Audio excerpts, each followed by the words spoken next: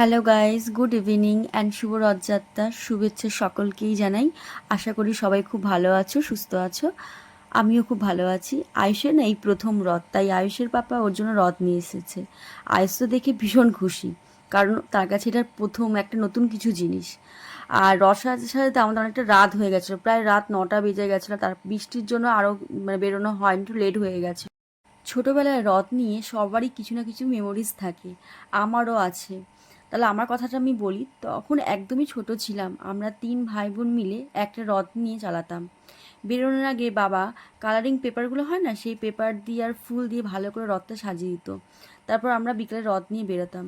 আর এখন বাচ্চাদের মধ্যে দেখবে এই রথ চালানোর সেই যে একটা ঐতিহ্য, সেটাই নেই। মানে কেউ বেরোচ্ছে কেউ বেরোচ্ছে না, এরকম একটা ব্যাপার।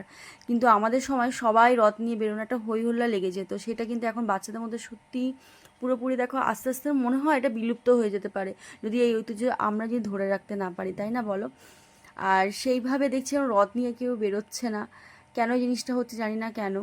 আমার মনে হয় এই ছোটোবেলার স্মৃতিতে সবার মধ্যে ধরে রাখা উচিত। সবাই এতটাই ব্যস্ত হয়ে পড়েছি, বাচ্চাদের কী হয় না, একটু কিছু হলেই কার্টুন নিয়ে বসিয়ে রাখি। এটা কিন্তু একদমই উচিত নয়। ওদের সাথে আমাদের সময় দিতে হবে। আমরা ছোটোবেলায় যেই আনন্দ করেছি, সেই আনন্দগুলো আমার মনে হয় ওদেরকে শেখানো উচিত। ওরাও সেই আনন্দগুলো পাক, তবেই না ছোটোবেলার স্মৃতিগুলো ওদেরও কিছু মনে মনে থাকবে। সারাক্ষণ ঘরবন্দি এইভাবে রাখাটা আমার মনে হয় উচিত না। তো চলো, এখানে রথটা আমরা সাজিয়ে নিয়েছি। নিয়ে বেরোনোর আগে মা একটু পুজো দিয়ে দিচ্ছে, আর দেওয়ার পরে বেরোবো।